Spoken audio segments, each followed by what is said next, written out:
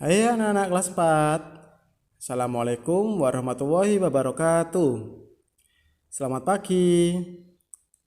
Kita bertemu lagi hari ini ya. Untuk pembelajaran hari ini kita akan membahas materi yang ada di tema 1, subtema 1, pembelajaran 1, yaitu tentang gagasan pokok dan gagasan mendukung teks pawai budaya. Anak, pasti kalian sudah sering mendengar tentang gagasan pokok dan gagasan pendukung dalam sebuah teks. Baik, untuk menyingkat waktu kita langsung saja ke materinya. Gagasan pokok adalah ide utama yang akan dibahas dalam suatu bacaan. Dapat berupa kalimat inti atau berupa pokok paragraf. Gagasan pokok disebut juga ide pokok, gagasan utama, ide utama, atau pokok pikiran.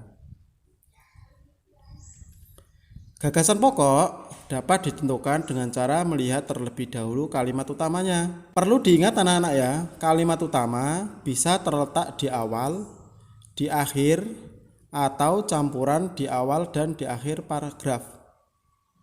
Tetapi biasanya kalimat utama paling sering terletak di awal paragraf. Jika kalimat utamanya di akhir, cirinya adalah kata jadi. Oleh sebab itu, dengan demikian dan masih banyak lagi.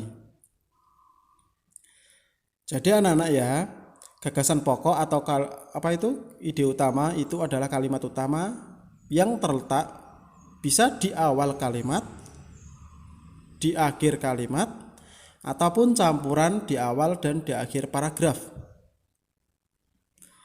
Sedangkan untuk gagasan pendukung adalah uraian atau tambahan informasi untuk gagasan pokok. Gagasan pendukung dapat ditemukan pada kalimat penjelas.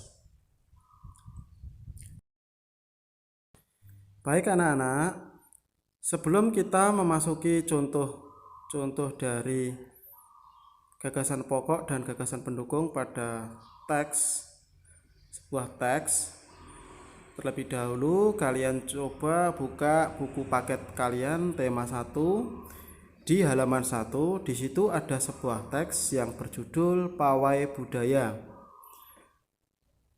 Pawai budaya tersebut terdiri dari 5 paragraf. Ya, jadi pawai budaya tersebut terdiri dari 5 paragraf. Ada 5 paragraf anak-anak ya. Misalkan kita ambil contoh di paragraf yang pertama. Paragraf yang pertama, pawai budaya sangat menarik bagi warga Kampung Babakan. Pawai ini selalu menampilkan keragaman budaya Indonesia. Udin dan teman-temannya tidak pernah bosan menanti rombongan pawai lewat. Tahun ini mereka datang ke alun-alun untuk melihat pawai tersebut. Kakek Udin pun terlihat sabar menanti. Terdengar suara gendang yang menandakan rombongan pawai semakin dekat. Kalau kita lihat dari susunan kalimat di paragraf tersebut, maka kita akan sangat mudah menemukan gagasan pokoknya. Gagasan pokoknya atau ide utamanya terletak pada awal kalimat atau awal paragraf anak-anak ya, yaitu pawai budaya sangat menarik bagi warga Kampung Babakan sebagai gagasan pokoknya. Karena apa? Coba kalian lihat di kalimat-kalimat selanjutnya. Setelah kalimat tersebut ada kalimat seperti ini, yaitu pawai ini selalu menampilkan keragaman budaya Indonesia. Nah, pawai itu berarti menampilkan keragaman budaya Indonesia yang tentunya jika dilihat akan sangat menarik bagi setiap warga yang melihat pawai tersebut. Itu adalah kalimat penjelas dari kalimat utama tadi. Kalimat ketiga, Udin dan teman-teman tidak pernah bosan menanti rombongan pawai lewat. Ini juga termasuk kalimat penjelas, karena yang melihat atau yang menjelaskan siapa yang melihat pawai tersebut adalah Udin dan teman-temannya juga. Kalimat yang keempat, tahun ini mereka datang ke alun-alun untuk melihat pawai tersebut. Itu menjelaskan tempat di mana pawai tersebut diadakan.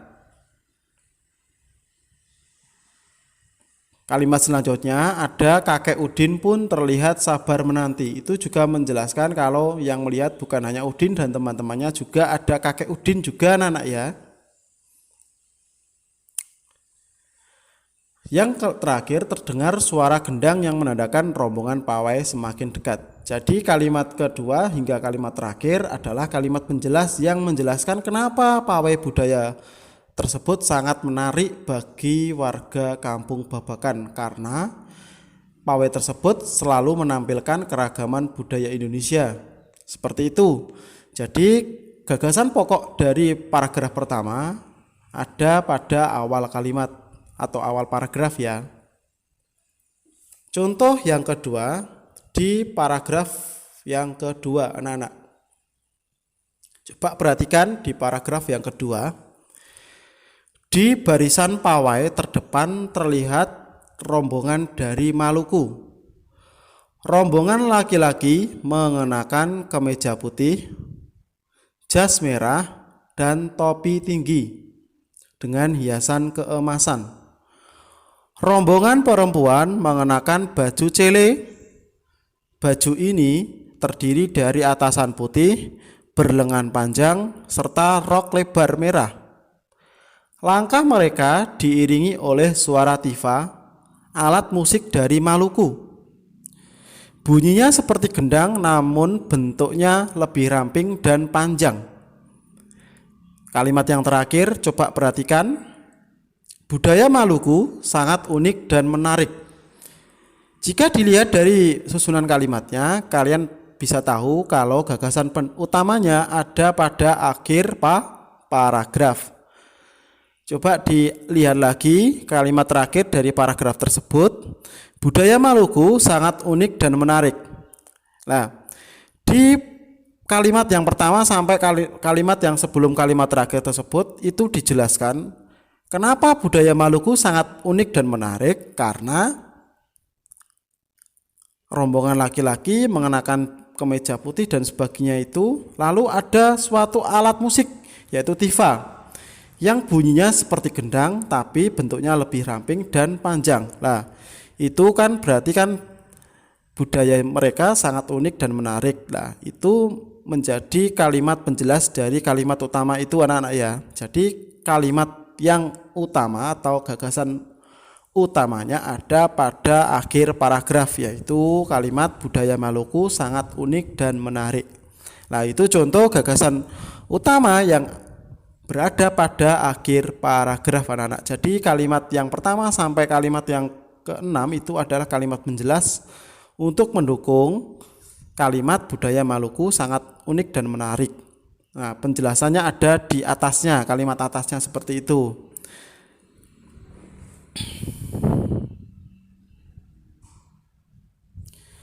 Paragraf yang ketiga, budaya Bali terkenal karena bunyi musiknya yang berbeda. Rombongan dari Bali membunyikan alat musik daerahnya, cengceng namanya.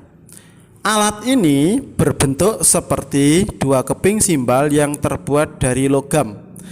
Nyaring bunyinya ketika kedua keping ini dipadukan.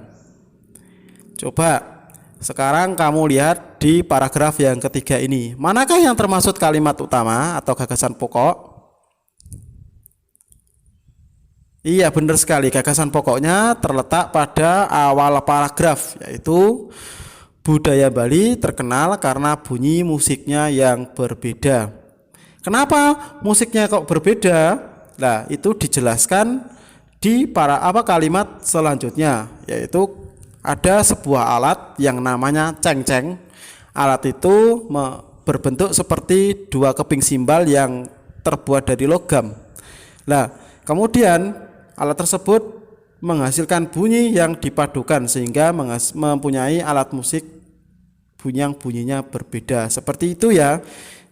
Itu adalah 3 contoh dari bacaan pawai budaya. Nah, sekarang tugas kamu adalah untuk mencari gagasan pokok yang lainnya. Nanti akan Pak Guru jelaskan di WA selanjutnya. Terima kasih anak-anak.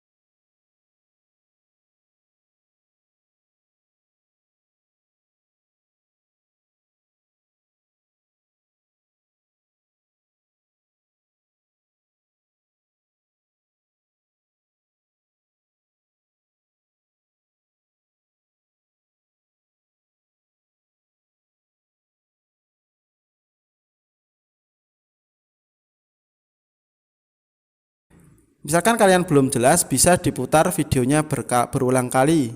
Terima kasih. Assalamualaikum warahmatullahi wabarakatuh.